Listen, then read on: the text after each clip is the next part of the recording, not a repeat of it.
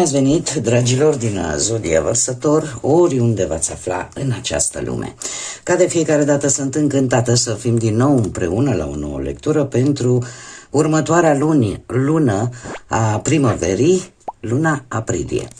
Așa că, dragilor, toți cei care aveți nu doar soarele, ci și luna, Venus sau poate ascendentul în Zodia Vărsător, această lectură este de asemenea și pentru voi și înainte de a începe lectura propriu-zisă, vreau să le mulțumesc celor care sunteți deja aici, care mă susțineți prin comentarii, gesturi de apreciere sau gândurile bune care vin din partea voastră, așa că mii de mulțumiri. Și vreau să le transmit și un mesaj celor care, aici fac o mică paranteză, celor care, din diferite motive, îmi tot dau dislike, unul sau două persoane sunt. Dragilor, să știți că nu mă afectează foarte tare. Doar că mi-este destul de greu să înțeleg de ce se poate face atât de repede rău când pur și simplu, dacă nu-ți place ceea ce fac eu aici sau felul în care eu îmi prezint lecturile, puteți trece mai departe. Cred că e mai mult o curiozitate de-a mea și nu înțeleg, dacă tot nu poți să faci bine, cel puțin nu face rău. Dar pe mine să știți că nu mă afectează. Și cu siguranță sunt mulți oameni care mă urmăresc și care apreciază cu siguranță ceea ce fac eu aici. Bun. Acum, revenind la voi, dragilor din Vărsător, pentru voi această lună aprilie vine cu disciplină. Cu disciplină, cu faptul că sunteți originali, sunteți independenți, sunteți inovatori și aveți posibil în această lună să vă vină așa idei total neobișnuite, dar care sunt idei originale. Relațiile voastre cu ceilalți, indiferent că sunt sociale sau profesionale sau sentimentale, sunt destul de interesante și se preconizează o schimbare de dinamică între voi și ceilalți. La ce trebuie să fiți voi atenți? Sunteți provocați în această lună să vă cam detașați un pic emoțional și în același timp să vă adaptați la anumite reguli, nu ale voastre, desigur, ale altora. Apare această dificultate în a face acest lucru și poate că și în renunțarea, cel puțin, poate pentru această perioadă a lunii aprilie, la a fi mai puțin rebeli. Dacă vorbim, nu știu, de muncă, să știți că vin transformări profunde și sunt foarte bine aspectate ideile noi, proiectele originale sunt foarte favorizate în această perioadă. Dacă vorbim de bănuți, șanse de bani sunt, dar prin niște idei total poate neobișnuite sau cu care voi nu sunteți obișnuiți. Să știți că pe parte financiară contează foarte mult să vă planificați cât mai strategic cu putință. Dacă vorbim de viața sentimentală, cei care sunteți într-o relație, pot apărea momente de schimbare în care vi se cere să vă adaptați. Schimbări care cer adaptare în relația voastră, iar să știți că comunicarea deschisă va ajuta foarte mult la aceste schimbări care pot veni. De asemenea, cei care sunteți singurei puteți avea întâlniri neobișnuite sau interesante, dar care, cum să spun eu, unde voi trebuie să vă folosiți capacitatea de a vedea lucrurile cât mai corect, de a vedea ce este bine, ce este rău sau ce este potrivit pentru voi și cam ce nu e. Cumva să discerneți foarte bine cei singurei în momentul în care vreți să începeți o relație. Bun, dragilor, haideți să vedem acum ce ne spun cărțile. Primele 5 zile din aprilie avem Ananasul. O reconciliere, o reîmpăcare, o înțelegere diferită vis-a-vis de orice aspect al vieții, mare atenție, aceste cărți pe care eu le-am pus din oracolul frunzelor de ceai reprezintă ce este oarecum important, ce iese în evidență pe fiecare săptămână a lunii aprilie în cazul nostru. Cum prima săptămână nu are decât 5 zile, aceasta este ce este important de știut, da? Ca să ne înțelegem. Avem în a doua săptămână Steaua, un succes garantat. Veți avea parte de un succes garantat, care poate să fie, cum am mai spus, pe plan profesional, financiar sau chiar sentimental. Avem totuși în a treia săptămână o ceașcă spartă.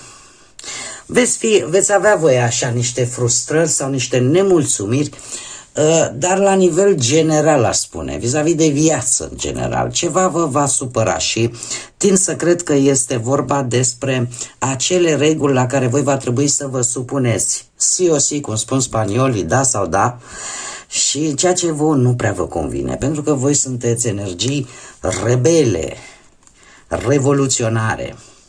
Avem o pasăre care zboară, niște noutăți care vor fi pe drum undeva chiar la sfârșitul lui, sau pe care voi le așteptați la sfârșitul lui aprilie, dar sunt niște vești, noutăți importante, care pot să vină chiar de departe, de foarte departe. Haideți să vedem acum care este energia generală pentru voi, dragilor,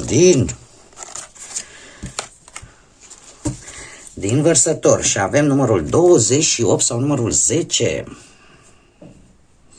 Și avem un căluț dragon. Totul servește unui scop. Mulțumește-i propriului tău corp. Interesant. Haideți să vedem mai întâi partea numerologică. Ce avem noi aici? Un 2 și un 8.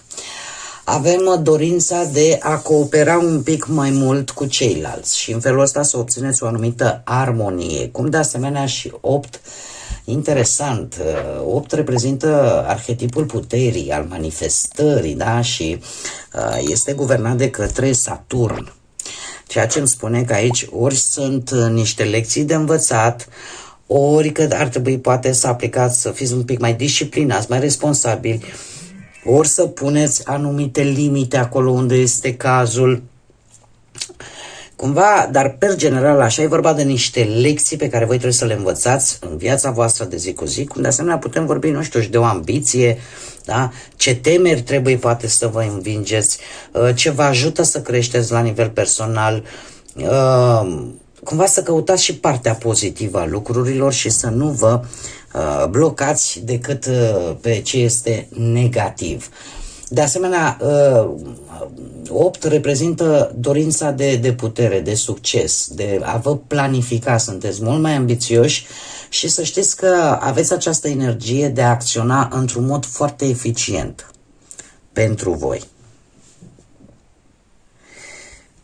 Se mai întâmplă să mai fiu întreruptă și de copilașii mei scumpi și dragi.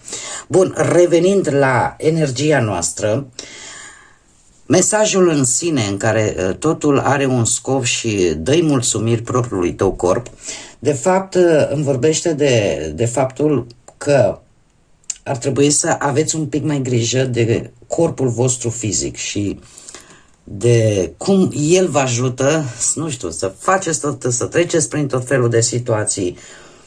Cumva o grijă un pic mai mare vis-a-vis de sănătatea voastră, de corpul vostru fizic până la urmă. De asemenea, ne poate vorbi de o lecție despre cum voi integrați experiențele și în același timp cum vă onorați voi pe voi, resursele voastre. Și cred eu că e posibil ca unii dintre voi să nu aveți așa un fizic extraordinar de solid, de puternic, să fiți așa un pic, poate o constituție fizică un pic mai firavă și atunci stai și te gândești și de multe ori putem să ne punem întrebarea, uite-l, domne, cât este de firav sau firavă și totuși, uite, face față la cutare lucruri, la cutare situație. O întrebare care ar trebui să vă puneți și voi. Este un moment bun în aprilie, în primul și în primul rând, să vă apreciați pe voi și puterea pe care voi o aveți, dar în același timp să aveți un pic grijă și de organismul vostru, de partea voastră fizică. Pentru că, nu se știe, poate are nevoie și de un pic de îngrijire. Plus de asta, acest mesaj scurt în care ți se spune că totul are un scop, nimic nu este întâmplător și voi știți bine, cei care mă urmăriți, am mai spus lucrul ăsta de câte ori am ocazia, nimic nu este întâmplător și chiar dacă nu vedem lucrul acesta într-un anumit moment atunci când se întâmplă, cu siguranță mai târziu ne dăm seama de el. Nimic nu este întâmplător și aici apare foarte mult energia lui Saturn cu acele lecții care trebuiesc învățate. Mergem mai departe și haideți să vedem pe parte profesională, financiară sau sentimentală ce ne spune tarotul, ce vine pentru dragii mei din Vărsător în luna aprilie.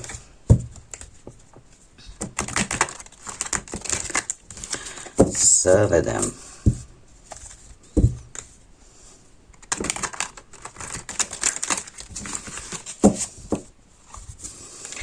Ce vine pentru voi, dragilor?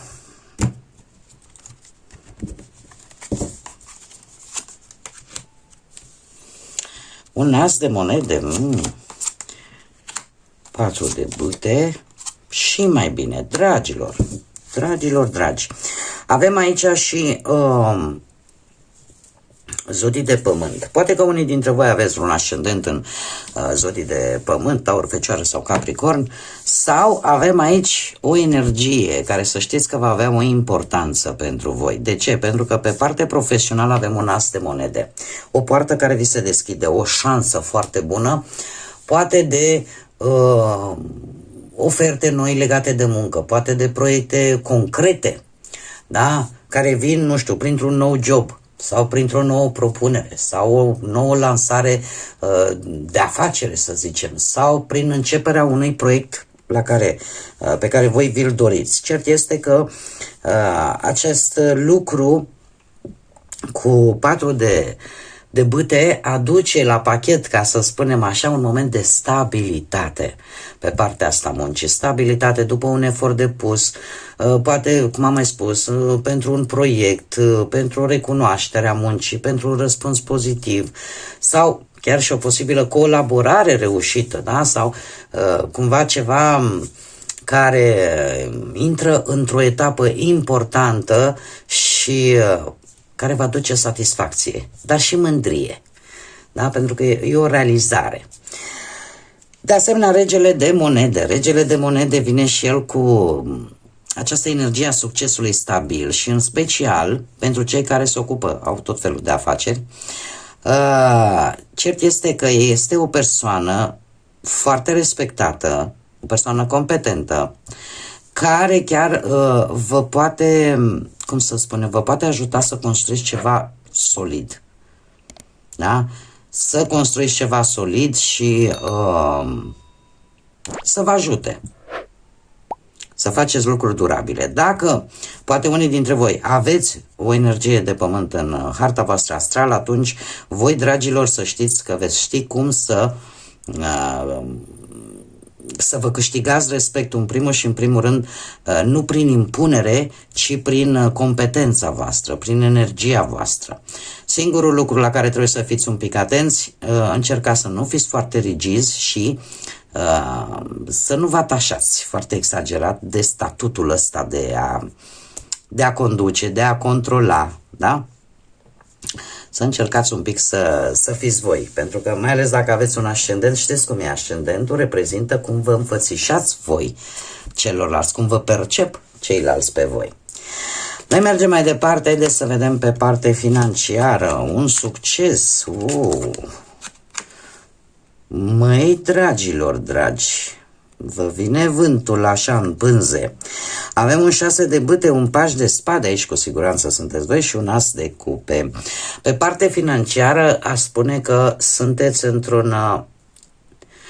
posibil să aveți un câștig dintr-un proiect pe care îl finalizați cu succes. Că e o primă, că e un bonus, că e un venit, nu știu ce vânzare reușită sau pur și simplu un moment tare potrivit ca voi să vă consolidați un pic resursele și să le și planificați pe următoarele, da? Faptul că avem aici un paș de spade, aici se pare că veți aborda banii și, în general, situația financiară sau o anumită situație financiară într-un mod foarte activ, dar și foarte curios. De ce? Pentru că veți începe să explorați noi modalități de a vă câștiga bănuții. Că investiți în idei noi, chiar dacă uneori, mare atenție, sunt ușor riscante, dar cumva parcă sunteți dispuși să învățați din experiențe, să zic așa. Cert este că vreți să vedeți, să tatonați un pic o anumită situație financiară, în așa fel încât să vedeți ce funcționează și ce nu. Totuși, aici trebuie să aveți un pic de grijă. Dacă apare un risc prea mare, iar voi nu aveți o planificare, încercați totuși să nu luați decizii foarte pripite, pentru că pot duce și la mici pierderi financiare. Aici trebuie să aveți un pic de grijă. Dar cu asul de cupe aș zice că pot veni posibile câștiguri legate de, mai ales ce ține de domeniile astea creative, da, care implică, nu știu, relații cu ceilalți, tot felul de vânzări, de lucruri făcute de mână sau de activități educative, artistice. În general, pe partea asta se mizează cu acest as de cupe, dar, cum am mai spus, sunt posibile câștiguri pe care voi la urmă să le puteți, nu știu, să faceți o investiție în ceea ce vouă vă place mai mult, în pasiunile voastre, în ceea ce vouă vă aduce o satisfacție așa sufletească. Haideți să mergem mai departe și să vedem pe plan sentimental, cei care sunteți deja într-o relație. Voi, dragii mei, avem împăratul, zodia berbec, avem un rege de cupe, zodii de vai, ce avem aici și două arcane majore, avem împăratul și moderația, săgetător, berbec și aici rac, pești sau scorpion. Avem trei energii, să știți, trei energii destul de diferite, aș spune. Destul de diferite, dar haideți să o luăm cu începutul. Împăratul. Acum, orică voi aveți în harta voastră astrală una din aceste zodii pe care tocmai vi le-am spus, și atunci ne vorbește de energia voastră, ori pur și simplu aici, în relația voastră, sunt trei energii. Dar haideți să începem cu împăratul. Împăratul, cel puțin pe partea asta amoroasă, în relație, îmi vorbește de responsabilitate. Este cineva, unul, că sunteți voi, că e perechea voastră, este unul dintre voi preia responsabilitatea familiei, a relației. Cum? Păi, organizează cum petreceți timpul împreună, stabilește reguli clare, oferă protecție în același timp, oferă suport concret, poate să vă sprijine sau voi să sprijiniți la treburile casnice sau pur și simplu să planifice viitorul împreună sau își dorește cel puțin acest lucru. Regele de cupe, pe de altă parte, ne vorbește de diplomație. Ne vorbește de faptul că există un control foarte mare asupra sentimentelor, are o diplomație, are un echilibru emoțional, ceea ce îl face să ofere foarte multă calmitate, să ofere sprijin, înțelegere profundă, mai ales când aveți așa discuții calme, da? Știe să fie acolo când treceți prin momente dificile, da? Face aceste gesturi de grijă constantă, așa că eu aș spune că, dar fiindcă avem și moderație aici, care mai degrabă aș spune că este o energie pentru ambii parteneri decât ar fi o altă persoană. De ce? Pentru că îmi vorbește foarte mult de armonie. De armonie și de echilibru în relația voastră. Voi, pe parcursul lunii aprilie, cel puțin tendința este de a avea discuții calme. de a face anumite compromisuri, desigur, și între parteneri. De ce? Pentru că relația voastră în pas cu pas așa se construiește fără grabă și în mare parte făcându-vă planuri în comun pe termen lung.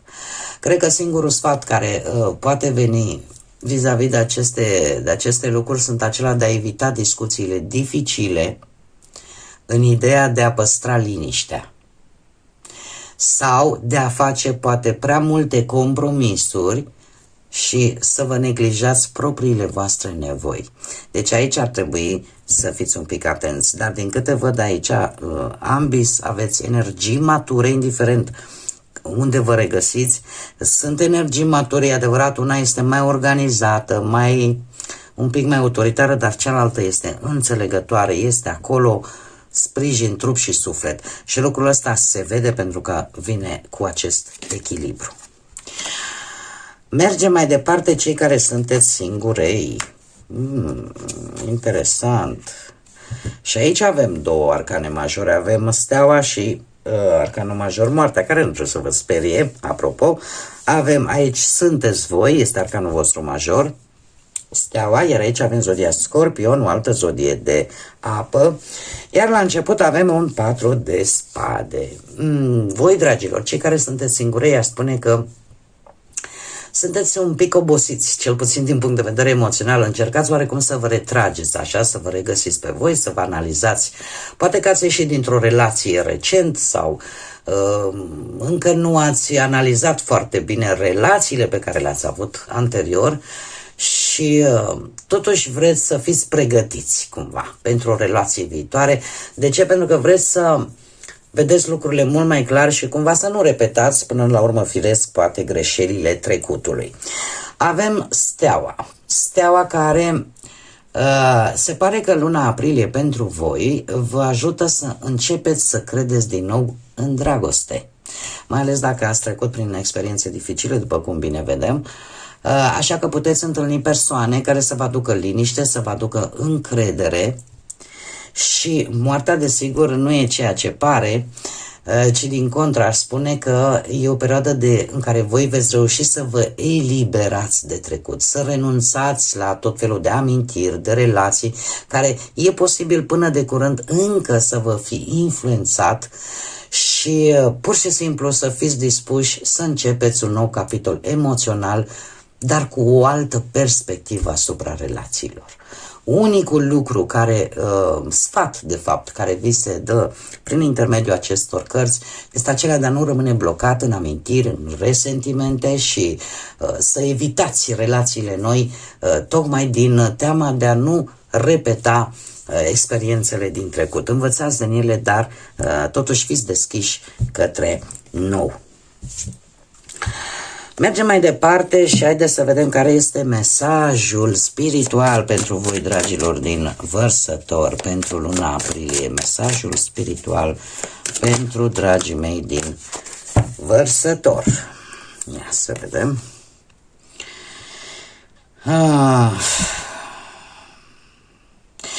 Aici e vorba de un mesaj foarte interesant în care ți se spune că indiferent ce ai încercat să închizi sau să faci, nu-l mai întârzia sau încetează să-l mai întârzii.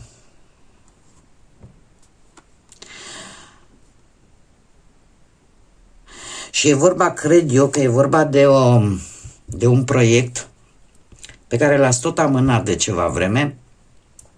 Iar aici în mesaj îmi spune că ai să te simți mult mai bine odată ce te decizi să-l și începi. Ia-o pas cu pas, nu toate odată. Gândurile și ideile